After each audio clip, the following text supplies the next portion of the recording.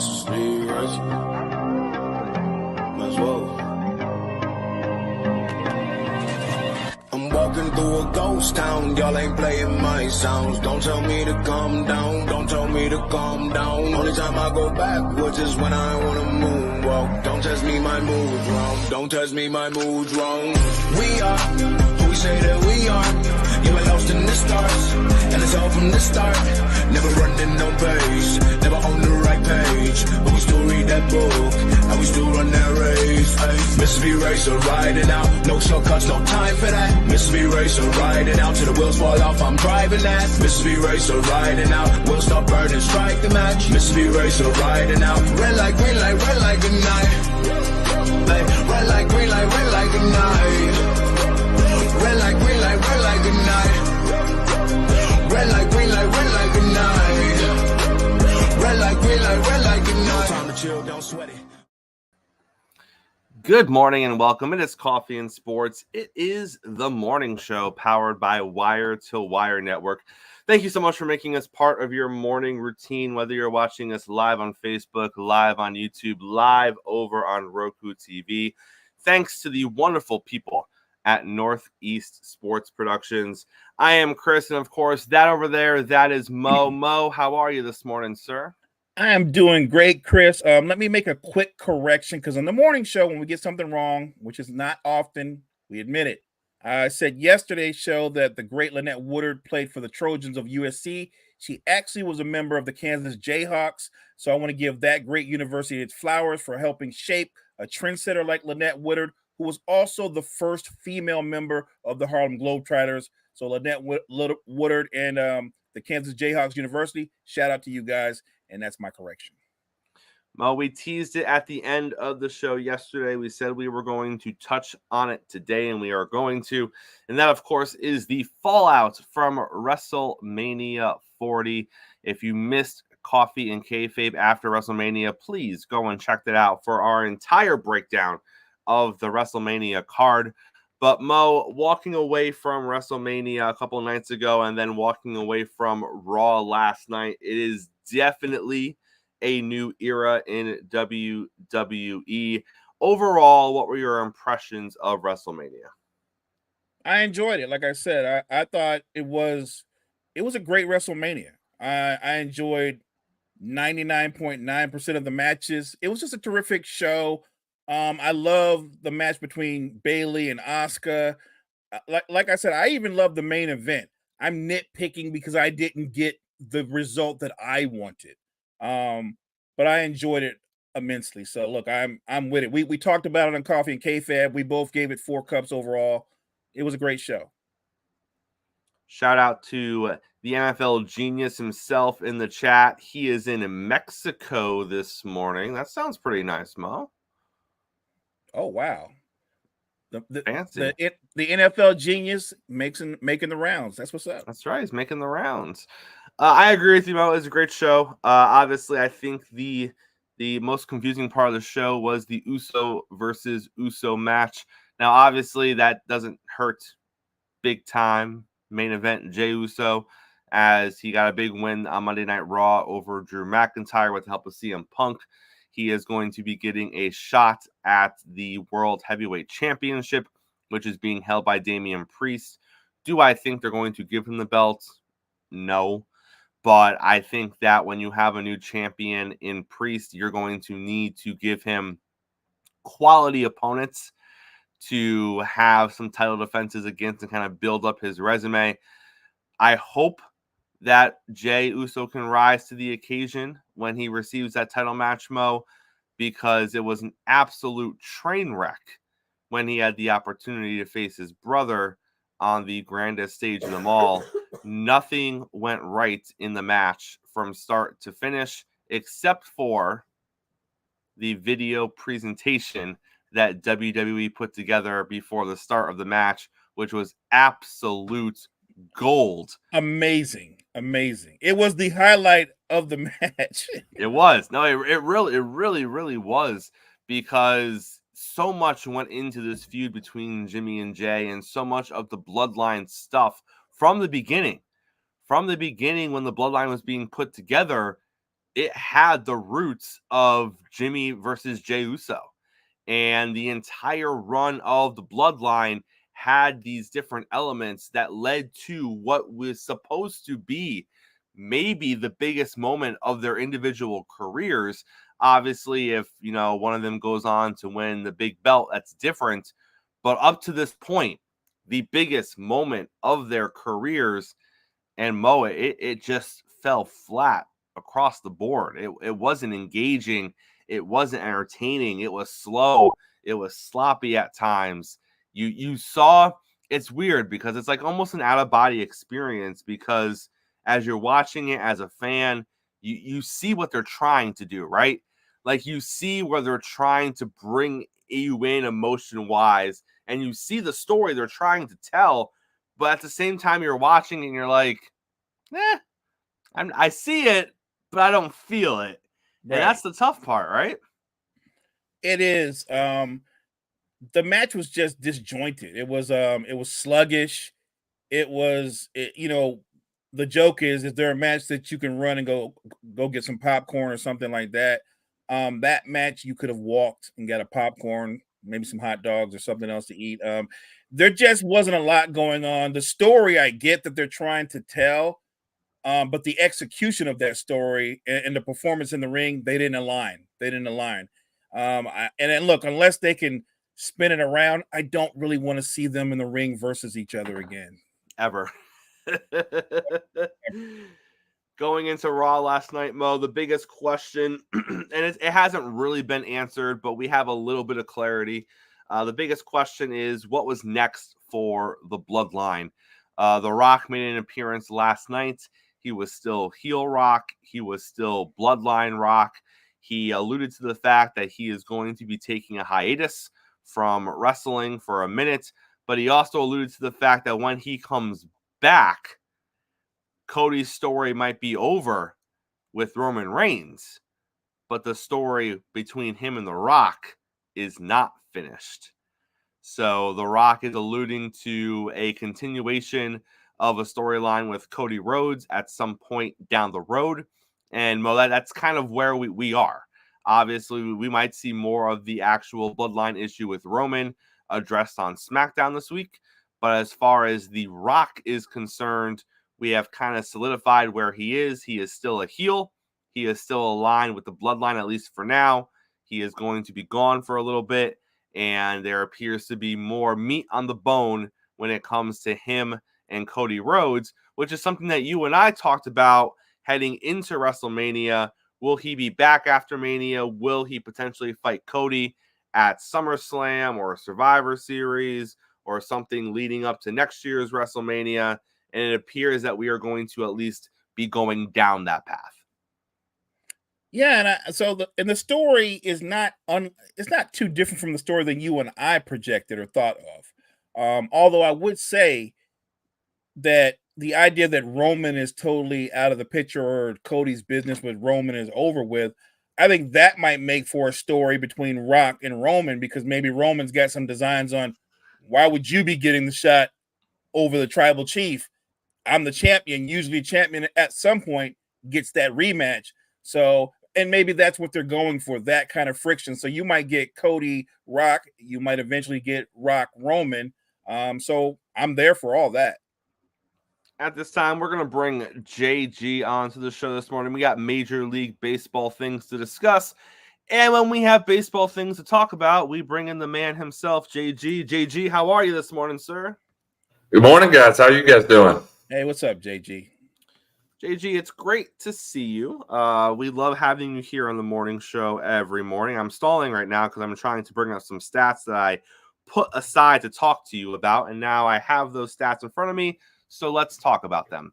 In 9 games so far in AAA ball, 9 games, 18 runs, 11 walks, 8 strikeouts, slashing 342, 490, 605. That is one Jackson Holiday for the Baltimore Ravens. Obviously, he is off to an extremely hot start in only a handful of games down in AAA. JG, question number 1, how long do you think Jackson is going to stay in AAA this season? And then question number 2, what is his comp? Because when you hear people talk about Jackson Holliday, they have no issues saying that he is easily the best rated player under 22 or 23 years old in Major League Baseball right now, which that's something. But when you take that and you compare him to someone else of name recognition, what would that name be in your mind? Oh man, it's remarkable watching these kids like Jackson just excel at such a quick pace, and that's where we're at in today's minor league system.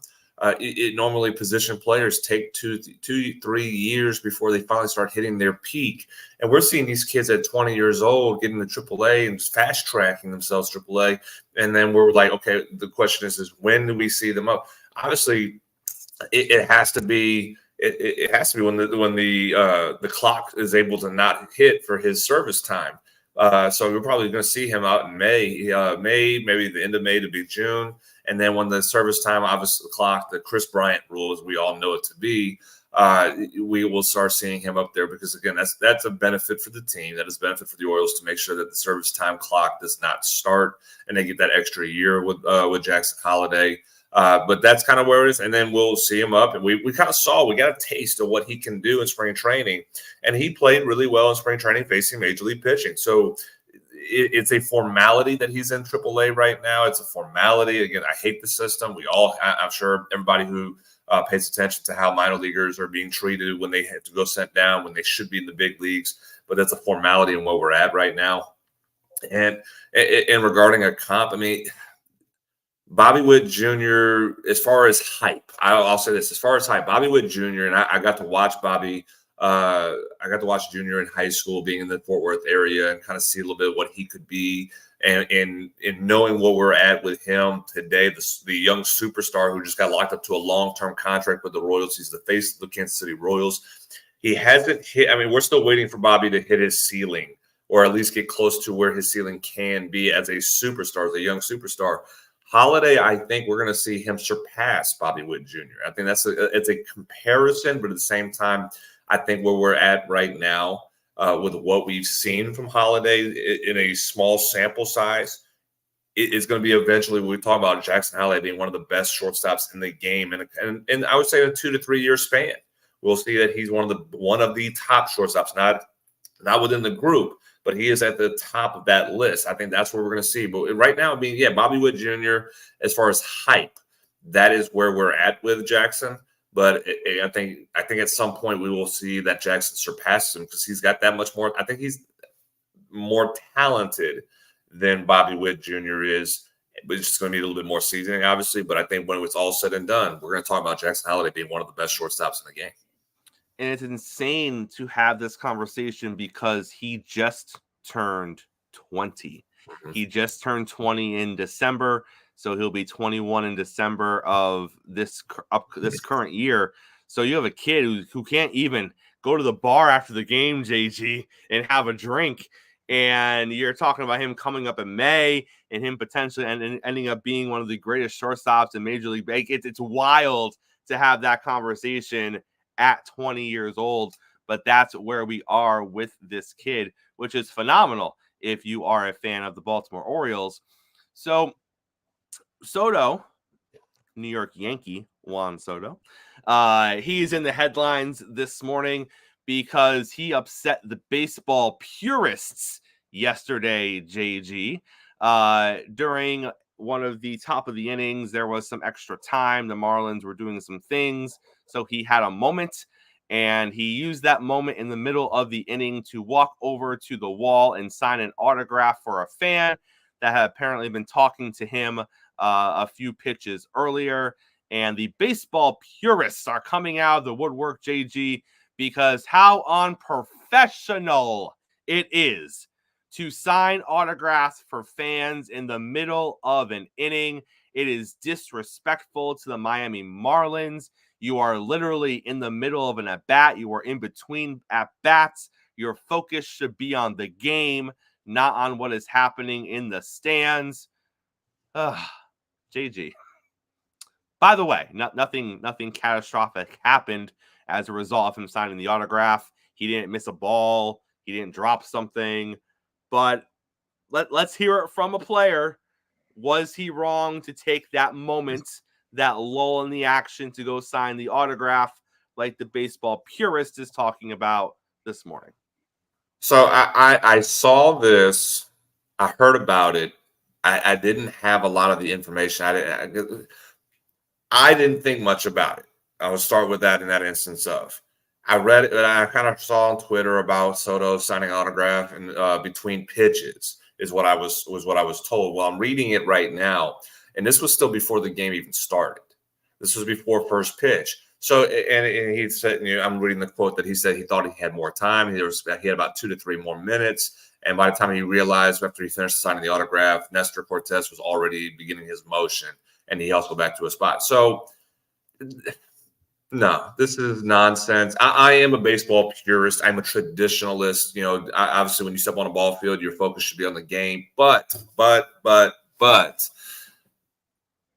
you're doing this for people. You're an entertainer. You're getting a chance to sign autographs. I have no issue with this. I'm an admitted Yankee hater. I will be more than happy to tear down the New York Yankees over anything and everything you could think of. This is not one of them. This is people looking for something to complain about, a stretch in itself to sit there and say, well, hey, he's not, Soto's not, respecting the game by being on the field and focusing 100%. What's the difference between people just, again, we have to deal with people, chirping at us and turning around and chirping back and we think it's fun. We thought it was, we have fun with that stuff. And if a fan turns around and says, hey, can I get an autograph? Sure. Absolutely. As long as, as long as the ball wasn't, if I'm signing an autograph and the ball's hit to Soto at that point, and then he turns around and goes, oh crap, and the ball lands, in front of him.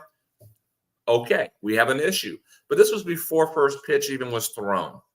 Stop. I have no issue with this. I have zero problems with Soto turning around and signing an autograph for fans, before the first pitch was thrown. No problem at all. JG, owners, not no names. We're not naming names, but owners are coming through back channels talking about how disgusted they are with the Oakland Athletics and the handling of this move. Further update, further layer to this situation. Now we're hearing that the Giants AAA team might be playing some games at the Oakland Coliseum. It just gets more ridiculous every time you add a new layer to this situation.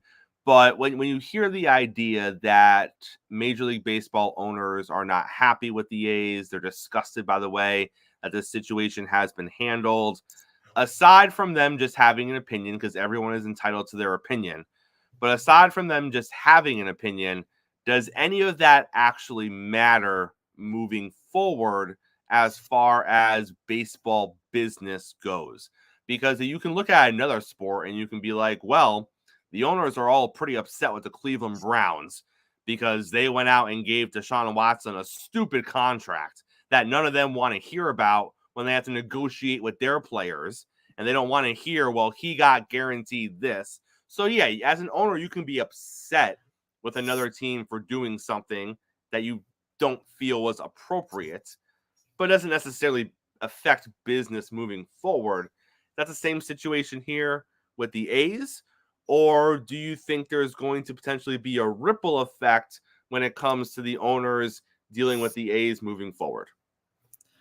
So in comparison of the Cleveland Browns situation to where we're at with the Oakland A's, it's apples and oranges, because signing Deshaun Watson, I'll go in this way. Signing Deshaun Watson, it did affect how the teams in the NFL did business negatively, because now you fully guaranteed a big contract to the quarterback, which is the highest paid position in the NFL, and you set a precedent doing so. The issue I have with the owners complaining about the A's situation is you voted for it. You approved this situation, and you unanimously approved it. You have no right to complain, because in these owners' meetings, when a team wants to move, they lay out a plan. They have to, at least more times than not. They lay out a plan of what the structure of the move is going to be. Are they surprised there is no structure in the move to Vegas, and then what they were going to do over the next 4 years before they moved to Vegas? Were they not surprised? Because guess what? You could talk to every fan on Twitter, and they all knew there was no plan. So you're going to sit here and tell me that a bunch of billionaires that are Major League Baseball owners are shocked that they didn't have a plan? No. This is a complaint because the fans of Major League Baseball are so pissed off about the situation, and rightfully so. Because again, the Oakland A's are in my time as a fan, are in a way it's an iconic franchise. Is it up there with the Yankees and Braves and Red Sox and Cubs? No, it's not. Or the Dodgers? No. But guess what? They have been a model franchise for a very, very, very long time, whether it's been in Philadelphia or in Oakland. Just through their history, this is a franchise, a proud franchise over the last 30 years. That in essence of their being in the World Series a handful of times, you had there has been a strong history with this franchise, and it's being crumbled in a matter of a few years because of the owner that has set up this whole situation, screwing the city of Oakland, screwing the fan base, and screwing the players over. And the owners are now going to be up in arms about this, because he didn't have a plan on how to structure the move to Vegas before they moved to Vegas. I don't want to hear it. I don't want. I have no sympathy for the owners. I hope this bites them in the ass, and they're going to have to figure it. And this because in a way this sets a precedent. When we talk about teams that are interested in moving, the Tampa Bay Rays have had moments of talking about moving to another city. We hear Miami Marlins, and I know they have the new stadium. They still have the stadium and whatnot, but Miami, with the lack of a fan base, potentially could move. You're setting a precedent with what's going on with the Oakland A's, that they sabotage themselves to have nobody show up and be like, okay, well, I'm going to move, but I don't have a plan on how I'm going to do this. So the MLB owners, they have to lie in their bed that they made, and they're going to have to deal with the fallback, because this is their own choice. They voted for this situation. They knew the situation at hand. There's no information that they did not know, because we as fans knew what the lack of information and lack of structure that they had in the process. So, no, I have no sympathy for Major League Baseball owners complaining about this situation. JG, we're about 10, 11, 12 games into the season. You've seen the ups, you've seen the downs, you've seen the injuries. I'm going to push the panic button in your direction. You don't have to hit it, but I'm going to give you the option to. If you were going to hit it for a team, is there one team out there where you're like, I'm hitting it now, or I'm just going to open it and keep it off to the side because we're getting close? But as you look at the landscape, 10 or 11 games in, is there anything out there you're seeing where you're like, this is not a good situation for this team? It's so early. Again, we're 2 weeks in. Just say Chicago White Sox. I know you want to say it. They're awful. No, I'm not saying the Chicago White Sox, because that was expected. The White Sox have been an expected bad team for a few years now, and they've underperformed when they were a good team. So no, the White Sox are that's an expectation. If I had to pick a team, and I'm looking at the standings right now, and I'm scrolling through it, I'm looking at the Minnesota Twins. I'll look at the Minnesota Twins as a team that I would consider hitting the panic button. This is a team that's been a playoff team the last couple of years. They were a good team, through a good team in a bad division. Well, the division looks like it's actually pretty good right now. Mm-hmm. With the Guardians having a hot start, winning 8 of their first 10 games. The Detroit Tigers are 6-4. The Kansas City Royals are 6-4 right now. The Minnesota Twins are 3-5. So you're putting yourself in a bit of a hole that I don't know if the team is talented enough to dig themselves out of, because of the lack of run production and really the lack of pitching that they don't have anymore. They don't have Sonny Gray in rotation. They don't have Kenta Maeda, which I know Maeda is not really doing anything in Detroit. But the depth of what we saw from that team and the pitching staff in 2023 and 2022, they don't have this year. And the offense was subpar last year. That as a division winner, they were not all that good. So if you're going to put yourself in a 4 or 5 game hole, which is kind of where they're at right now in the early part of the season, and you have young, exciting teams like Kansas City and Detroit that are ahead of you, with the Cleveland Guardians, who a lot of people expected to be better last year in 2023 than what they were. A lot of injuries crept up on, and they're dealing with injuries again with Shane Bieber being out. But the offense is still really, they have hitters on that team with Jose Ramirez and Naylor. There's some good ball players good in that lineup. So if they can sustain this injury bug of their rotation, they can make some noise. They can do something a little bit to make things interesting for the Tigers and Royals to have to really work themselves into. But for the Minnesota Twins, they're not good enough to have to dig out of a hole that they're putting themselves in this part of the season. And if they continue to fall back, if we're talking about by May, if they're 7 games back or 8 games back already in this early in the season, I'm hitting the panic button for the Minnesota Twins that we're going to see a new division. I already said we'll have a new division winner in the American League Central, but this will be a foregone conclusion if the Twins fall back 8 games by the time we get to May. JG, and this we'll let you go after this. What is the better situation in your opinion for Major League Baseball? Is it a world where the playoffs consist of teams like the Dodgers, the Yankees, the Astros, some combination of your traditional legacy teams? Or is it better if the playoffs consist of faces like Elly De La Cruz, Bobby Witt Jr., Jackson Holiday, and all those young and upcoming and talented players that are going to be ushering in the next 10 to 12 years of baseball? Obviously, the right answer is a combination of both, right? You want some of the known teams in there, you want some of the young superstars in there, but if you could only take one or the other, what would you lean towards as what's not best right now, but overall moving forward for the game of baseball?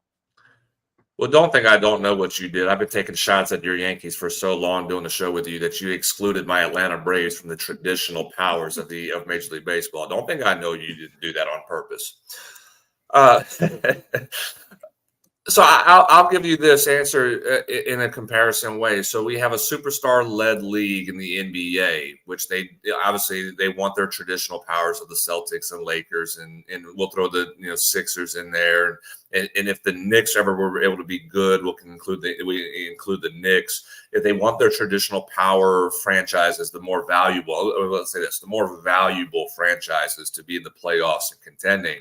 At the same time, they do want young superstars. Which, and I'll throw my Pelicans of Zion Williamson. Now the NBA would love to have Zion out of New Orleans to go to the Knicks or Sixers or whoever else and be able to be part of the big market teams. But they do want the young players. They want the young, exciting players. As you said, it's a combination of both. If Major League Baseball can get the Dodgers and the Yankees in postseason and have a young superstar on a team that can drive an interest of that fan base and interest of that player, because that's something that Major League Baseball has failed for so long, is taking their superstar players and marketing them the right way that the NBA has done so well for so long. And they can thank Michael Jordan for that in the 80s and 90s. But Major League Baseball has absolutely failed. You've had superstar for superstar for superstar, Ken Griffey Jr. being one of them in the 90s, and he was not marketed the right way. He was marketed. I mean, again, we're talking about a player who had his own shoe in Major League Baseball, had his own video game in Major League Baseball, but my goodness, he still wasn't marketed the right way. We've had Mike Trout. We've had pitchers that have been well known in the game. We had a lot of players that you could sit there and be marketable, but we haven't got to that point to really put them at the level of the NBA. Heck, even the NFL has players that are more marketable than the MLB, and the NFL players wear a freaking helmet over their face. So to answer the question, Major League Baseball cares about the cities and the teams that they are in. So the big market cities, the big market teams, and the historical traditional franchises, that's where Major League Baseball cares more about. They think that the players themselves should be able to market themselves without Major League Baseball's help, which that's not the case. You need to have both the entities and the organization be able to do the marketing. And that's what's kind of hindered them in the process, because Major League Baseball focuses on the city. It's on the city. They want the New York market. They want the LA market. They want the Chicago market. They want the Boston market. They want those big cities is what they focus and target more than anything else. So if you if you have a young superstar, Bobby Witt Jr. in Kansas City, well, that's not exciting. That's not going to be driven up. And if you pay attention over the years, when you do have a small market team make a run in the postseason, you don't see much advertisement of the postseason games. You have a collection of the postseason advertisement where it's all the games are being being posted about, but you don't have that unless it's the Yankees. If it's a Yankee postseason game, you see an advertisement of the Yankees postseason game. But if you have, I'll throw Arizona. I'm trying to. Well, let's just throw a hypothetical. If you have Kansas City and you have Toronto, Kansas City and Toronto, they're going to group them into a complete advertisement for the postseason. They're not going to advertise it by themselves. They just don't do that. They'll say, hey, postseason day, it's Kansas City versus Toronto, and then we have the Yankees and Red Sox in the in a division series round or whatnot. They're going to group them together to make sure that they have everything lined up. If you market what you have at the players with the city, then you might be able to garner more interest for those players. But Major League Baseball does not think that way. JG, always great having you here, sir. We'll see you later on in the week, all right? Appreciate you, JG. As always, guys. Appreciate it. Well, we love that JG knowledge, don't we? No doubt. A wealth of knowledge. Mo, last night it was history for the UConn men in the NCAA tournament. Back-to-back championships. It was close early. I didn't watch the game. I checked in on the game. I saw that early on. It was a 3 or 4 point game, but the UConn men ran away with it towards the end. Ended up being, I think, a 15-point win when it was all said and done. Mo, any surprises that UConn in the end was able to handedly win that championship? No, look, they've been the best team all year. Coming into the tournament, everybody thought it was UConn's to win. They're so dominant, Chris, on both sides of the ball, and they're so versatile, and they've got multiple guys who can beat you off the bounce. They've got size. They're just a really well-coached and well-balanced team. I watched the game, and they had a strategy initially to let Edey work one-on-one, and then, Coach Hurley realized this isn't working. And so they had to mix it up because Edey was eating. He was doing whatever he wanted. He had 16 points in the first half. That's the reason why it was close. I thought what they did well when they came out in the second half is they controlled the pace, and by controlling the pace, they were able to control him. When they defended him, they did a really good job of getting over his left shoulder and contesting his shots. He is a difficult cover at this level, and I don't know how difficult he'll be at the next level as a cover, but he is one of those kind of bigs that when he's in a restricted area and he can turn to his left shoulder, he's pretty hard to stop. So I thought in a loss, Zach Edey was very impressive. Purdue had a great season, so shout out to Purdue. But I'm not shocked at all that UConn won. They just were the best team. Mo, in an era where college basketball for the men's side of it is very much one and done. It's very much, if you are a big name in college basketball, you're not sticking around for 2, 3, 4 years to play for your school. You're getting in, you're getting out, you're making your way to the NBA. Doesn't it make back-to-back titles in this era even more impressive, knowing that this is kind of, you don't keep teams together.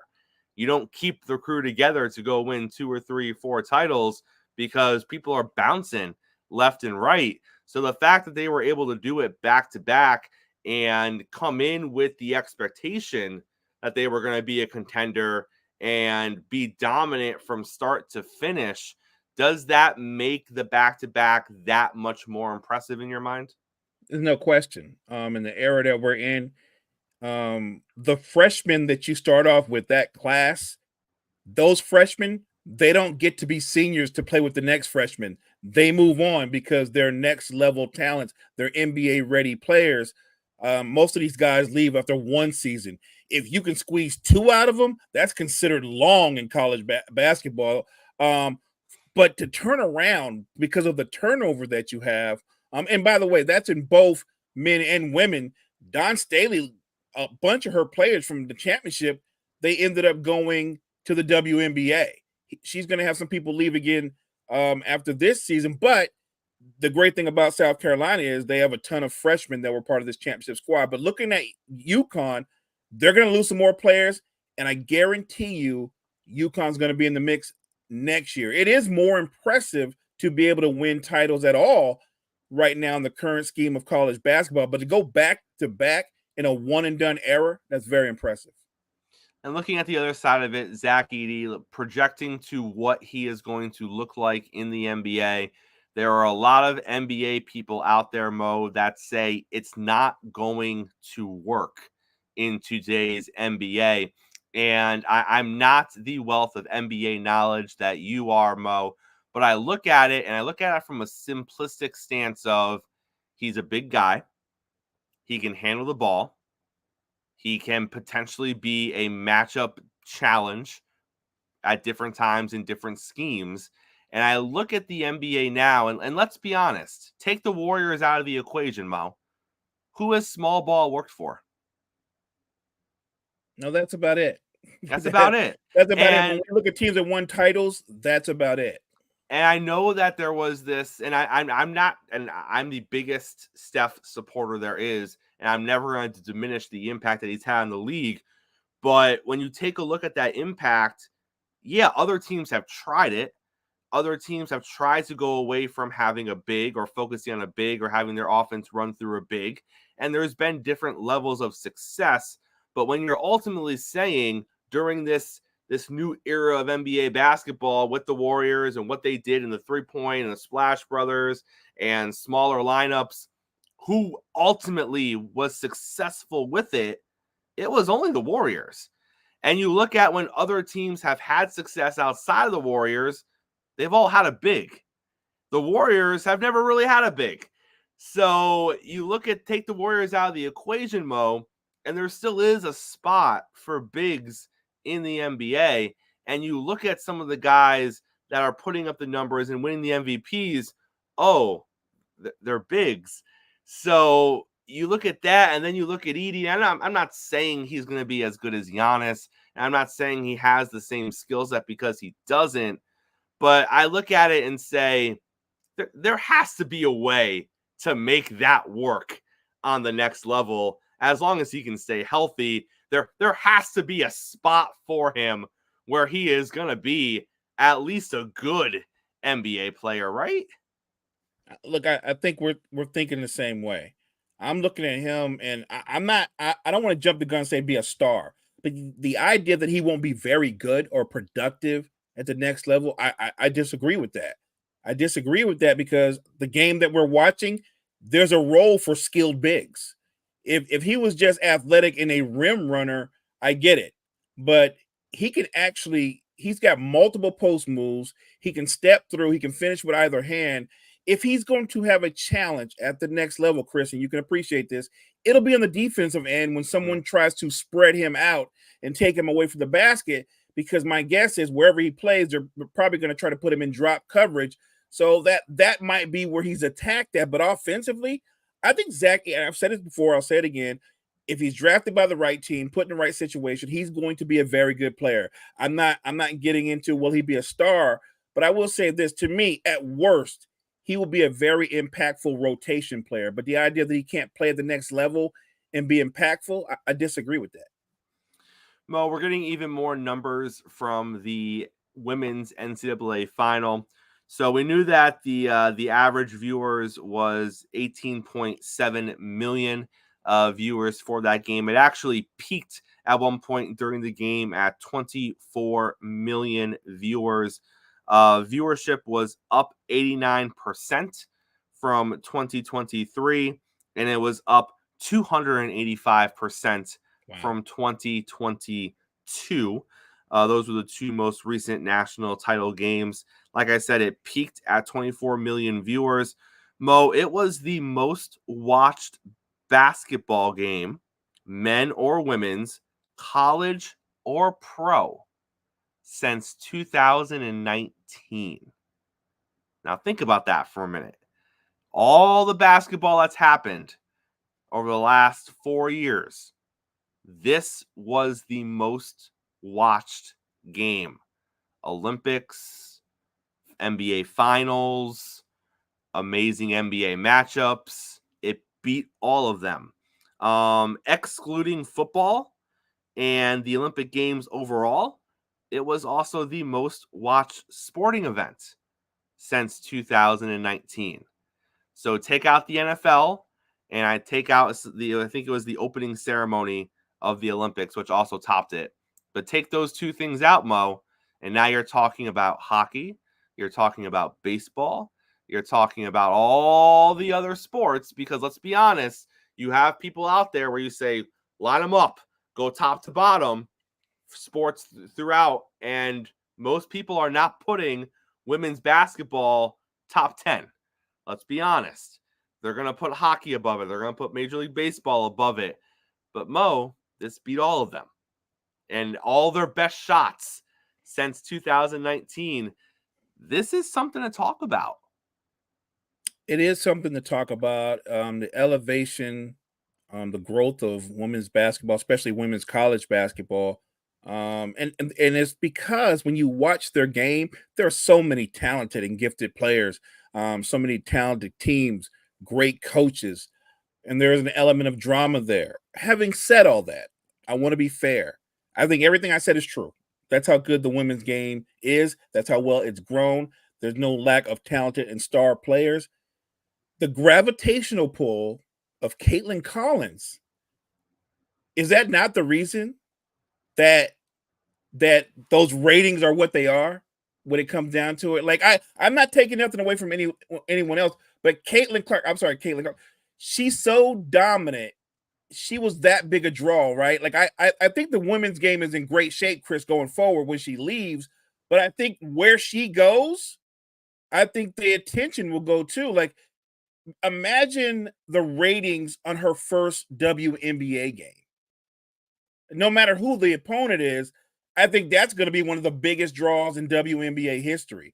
And if she lives up to the billing, Chris, if she's the player that we feel that she is, the ratings in the games will only get bigger, because when she starts going up against the bigger names, it's going to be, can Diana Taurasi guard Caitlin Clark?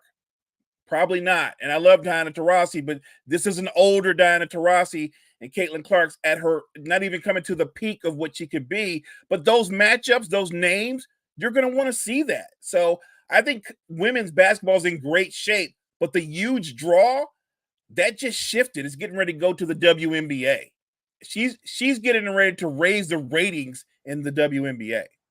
Mo, I just hope that, and I don't know how to do it, and I don't know what it looks like. I'm not a marketing person, but there is an opportunity and there is a window here. And the WNBA needs to make sure they capitalize on that. The NBA needs to make sure they capitalize on that, because I don't think you're going to see women's basketball any hotter than it is right now. Yeah.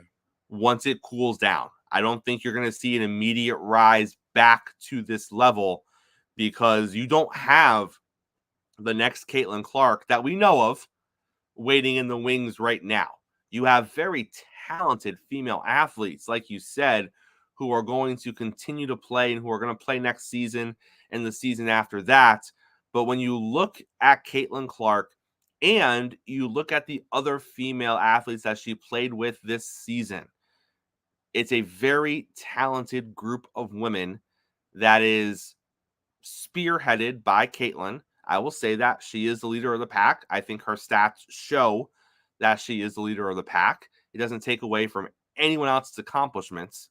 But this is the moment where the WNBA and the NBA, they need to make sure they're doing whatever they can to strike while the iron is hot. Because, Mo, you know how the sports world works. A year and a half from now, we might not be talking about women's basketball anymore.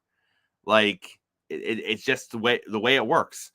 So they need to make sure that they are doing everything they can to keep her out there and to keep her as a focal point and to keep these matchups with these other women as focal points.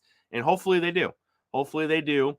And hopefully it brings more butts to the seats, because ultimately that's where we're at, right? It needs to bring more people to watching the games. Yeah. It needs to bring more people to going out to see the games.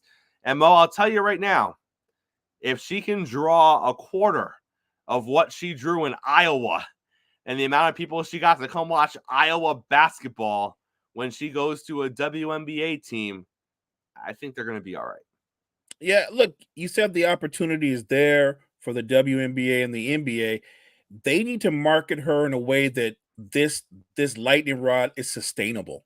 That she not only can uplift the league, that she actually helps push other players up too, that they could be marketed in a certain way. There is value in what she can do, not just by herself, but what she could do if certain matchups become, I don't want to say rivalries, but something that you look forward to seeing. In the NBA, you look forward to seeing Steph go against LeBron or Durant against LeBron or something of that nature. I think Caitlin Collins can do that for the WNBA as well. And you're right. If they market her right, if they market the other players in conjunction with her right, they have an opportunity to uplift themselves for years to come. So, Mo, everyone in the NFL world thinks that the New York Giants are going to be looking at the quarterback spots in the NFL draft. So much so that even their general manager is acknowledging that everybody in the world thinks the Giants are going to be looking at the quarterback spot in the NFL draft. But Mo, he also said, let's not get caught up in narratives. There are a lot of pressing issues that this team has aside from the quarterback situation, and we need to address those needs as well inside of the NFL draft. Mo, two things. One, if I'm Daniel Jones, I don't even know how I feel right now, because not only did you sign a career backup quarterback with the promise that he was going to compete for my job and have a legitimate opportunity to take my job, you're now standing in a podium in front of the world calling the position that I play a position of need. Here I am as the supposed franchise quarterback for this team. My position is a position of need. You bring in backups to challenge me for my job. It's not fun if you're Daniel Jones right now. No, because like you said, they're saying this, but somewhere Daniel Jones has to be going, I'm right here. I'm still in the room. What are you talking about? To say it the way that they said it, basically said like, yeah, we know you're there, and that's why it's a position of need. Like, wow, really?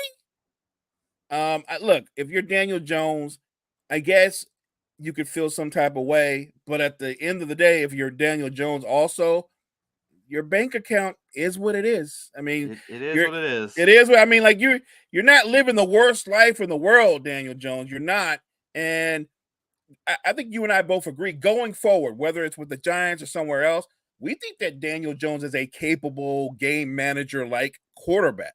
I never thought he was a franchise quarterback. So is he going to have a career going forward no matter what? Absolutely. He's going to be fine. And that money that they've committed to him, no matter where he goes, that's his money. So Daniel Jones, if nothing else, you're good, man. I mean, you're good in the most important way, I guess. You're set for life financially. But apparently they don't acknowledge that you're in the room, and that's tough. That is tough. That is tough. Albert Breer also came out this week. And Mo, this was interesting. He tweeted, and I want to make sure I have the context of the tweet correct. He tweeted and he said that it is a poor reflection on NFL owners because there were 7 head coach openings in the NFL this offseason. Bill Belichick wanted to work this upcoming season, and he couldn't find a job. And as a result of that, Albert Breer, who is an NFL writer, thinks that it is a poor reflection on the NFL itself. Now, Mo, I look at that, And I have to, well, first of all, one of those jobs doesn't count because it was his former job. So let's start there. Right. Second of all, why? Why is it a poor reflection on owners because they don't want to hire somebody as a head coach? Bill Belichick is easily one of the greatest head coaches of all time. No doubt. There's no denying that. There is no question about that. But when you look around the league and you look at what the league has turned into, and you look at the personnel that teams have, we said this coming out of the announcement that he was leaving the Patriots, there weren't a lot of spots that he fit. So does Albert Breer want an owner to force Bill Belichick a square peg into a round hole just because he's Bill Belichick? Are we going to ignore what happened since Tom Brady left? And we're going to say, listen, we know that he's had subpar quarterbacks, an aging Cam Newton, a Mac Jones who was probably drafted a little bit higher than maybe he should have been drafted, Bailey Zappi, who probably isn't a starting quarterback in this league, but because of their situation, he was forced into playing time. Are we going to disregard the failures that he has had time and time again in the NFL draft, but yet he still wants that power, by the way? That's what broke down the Atlanta situation, Mo, was despite the fact that he could not draft a wide receiver to save his life, he still wanted control over the draft in Atlanta. Oh, and he still wants personnel control. Like, we're going to ignore the fact that he took two defensive coordinators and made them offensive coordinators in New England when he had control over personnel. It did not work, but yet he still wants that too. So you're looking at a guy who has struggled after Tom Brady left, and I'll be fair, anyone is probably going to take a step back when you lose one of the greatest quarterbacks of all time. Fine. But he didn't just take a step back, Mo. He fell into the basement of the AFC East. And then on top of that, can't draft playmakers on the offensive side of the ball. Makes terrible personnel decisions when he's in control of that. That's the guy that should just get a job just because of his past. I don't understand that, Mo. I don't understand how we can look at that and say, I'm disgusted in you NFL owners for not giving that resume a job. This is a what have you done for me lately league. And it's no different with head coaches, Mo. It's no different. And you and I both know, everybody out there listening all know, Bill Belichick is a lot. He's a lot. So he didn't walk into Atlanta saying, hey, guys, I'm just glad to be here.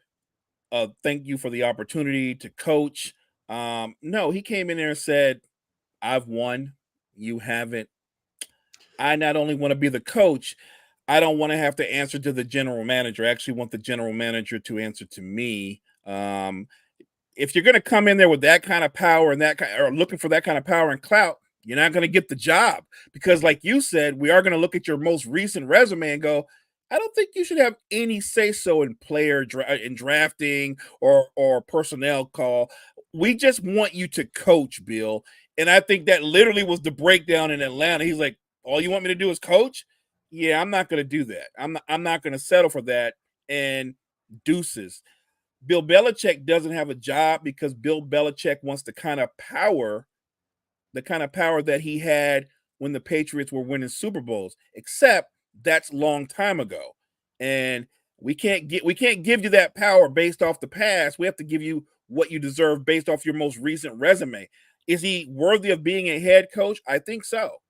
Is he worthy of being in charge of player personnel or drafting? Absolutely not. And I think that's what's going to keep Bill Belichick from ever coaching again. And I have no issue, Mo, with Bill Belichick demanding the world. I think when you've accomplished what he's accomplished and you have the resume that he has, if that's what you want, then ask for what you want. I don't think that he should have to go in there and lower his expectations or lower his standards just because. But I think if he really wants a job, he also needs to be able to read the room. So if you don't want to lower your expectations and you don't want to lower your demands, that's fine. Do you? But at the same time, Mo, he needs to understand that this might be a barrier from me getting a job. Yeah. And if you have agreed to the mindset of I will only coach again in the NFL if I get A, B, C, and D, and you're good with that and you're comfortable with that, then by all means, go out and do you. But if you are of the mindset of I know I can still coach, I want to coach, I want to get the win record, I want to hit all these milestones, I don't want to go out the way I went out in New England, and I deserve to have this opportunity. If that's your mindset, then you're going to have to make some compromises, because now you're kind of at the mercy of the other teams. Because at the same time, yeah, sure, Atlanta would love to have Bill Belichick break our coaching record as their head coach. They would love for that to happen. But at the same time, Mo, you know what they don't want? They don't want to sacrifice the next 3 or 4 years or more with bad drafts and bad personnel decisions and players not developing and players not wanting to come there because Bill's the coach and they know what kind of offense Bill like. That's all part of it. And how do you avoid all that? You say things like, yeah, Bill's the coach, but this guy's running the show. This guy's doing personnel. This guy's drafting. Yeah, you're going to be coached hard by Bill. And the Patriot way is now the Falcon way. But you don't have to worry about not having talent around you. And you don't have to worry about not working with some of the greatest offensive minds that the league has, because we have those things too. Oh, and by the way, we also have the greatest coach of all time. That's a selling point, Mo. What we saw those last 2 or 3 years in New England, that's a hard sell for anyone. That's a really hard sell, correct. Well, we're not very good. Haven't drafted well in years, but I'd like control of all those things. Yeah. Not gonna, but I'm with you on this. If you have his resume and you're demanding the moon because you think you're worth the moon, then yeah, go out there with your agent and put that out there that this is what I won't settle for. Put it out there. I do think you hit on something that is key to if he's ever going to coach again.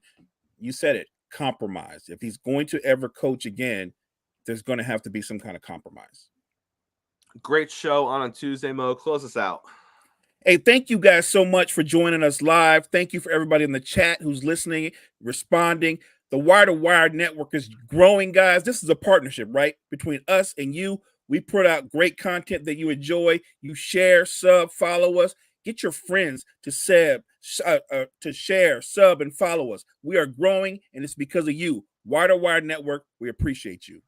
Hey, make sure you're back here same time, same place tomorrow morning. We have guests. We could have Will here talking a little NBA. Will. We know that the NFL genius is in Mexico, but who knows? Maybe he'll stop in with a margarita and hang out with us for a little bit. Who knows what will happen? But make sure you're here, same time, same place. Coffee and Sports. It's the morning show, powered by Wire to Wire Network.